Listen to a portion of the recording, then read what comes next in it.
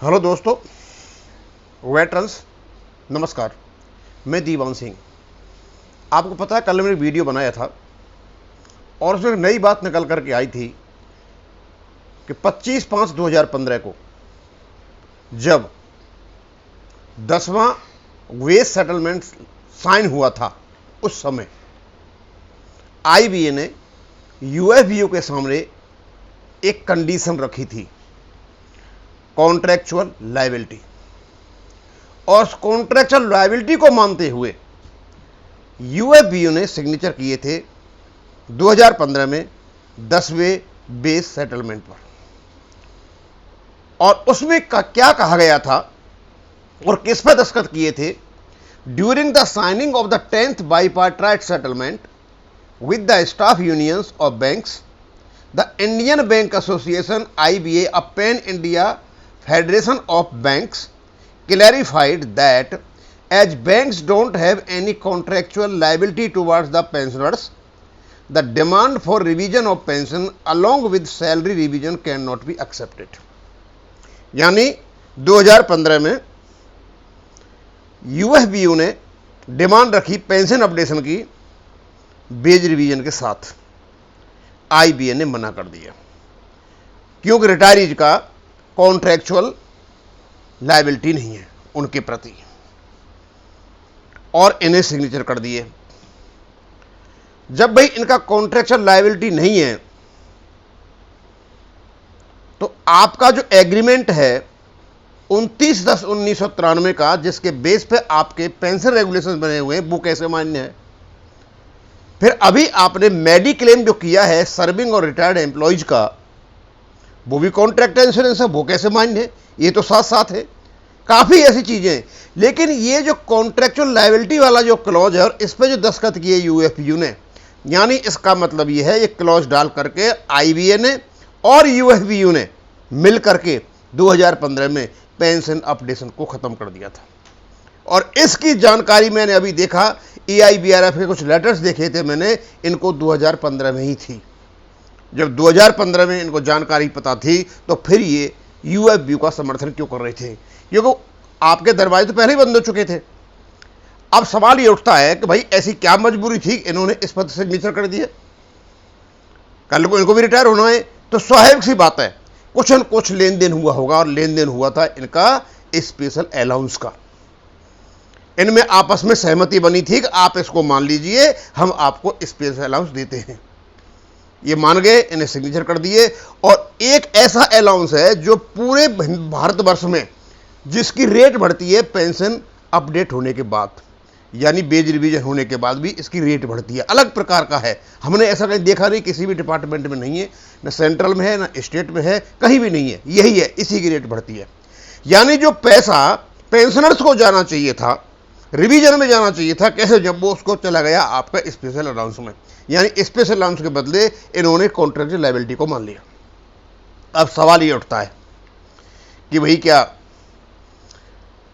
जो एग्रीमेंट इन्होंने किया फिर तो वो भी मान्य नहीं है। इसका मतलब ये हो गया कि कॉन्ट्रैक्चुअल लायबिलिटी नहीं है। और इसी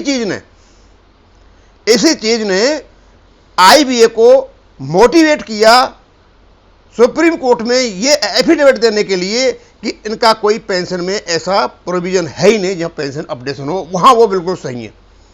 क्योंकि 35.1 का जो हम गीत गाते रहते हैं रेगुलेशन का, उससे पेंशन अपडेशन, उसमें कोई पेंशन अपडेशन नहीं है।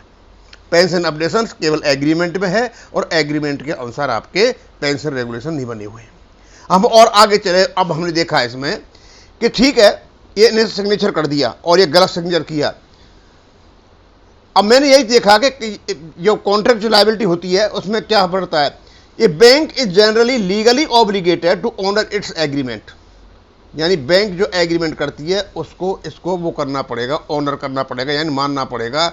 यानी कहने का मतलब इनका एग्रीमेंट जो 29/10/1993 का है और वहाँ पेंशन अपडेशन है, इनको ऑनर करना पड़ेगा। लेकिन स्मॉल कमेटी ने बड़ी चालाकी से उसको निकाल दिया विद लेबर यूनियंस, यानी बैंक का लेबर यूनियन के साथ में जो एग्रीमेंट हुआ है, कहाँ है ये? As such agreements are considered valid and enforceable under the union trade union act 1926, यानी जिसके अंतर्गत यूनियन बनी हुई है ट्रेड एक्ट के अंतर्गत, वहां ये ऐसा एग्रीमेंट वैलिड भी है और एनफोर्सेबल है। या तो ये करेंगे, मान करके पीछे नहीं हट सकते, नहीं तो फिर कोर्ट में जा करके होगा। और यही एक क्लॉज है एग्रीमेंट 29/10/1993 का कि इसकी शर्तों का पालन आपके पेंशन रेगुलेशन में किया जाए।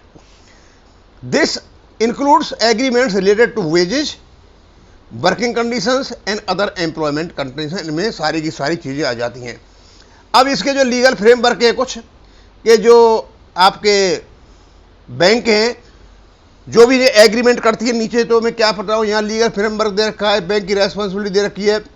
हाँ, कुछ कंडीशंस में ये जो एग्रीमेंट होते हैं ये लागू नहीं होते, जहां कहीं फ्रॉड वगैरह हो जाता है या कुछ स्पेशल सर्कमस्टांसेज होती हैं। Otherwise if a bank fails to adhere to its agreement with a trade union, the union may have recourse to legal remedy। अब ये यदि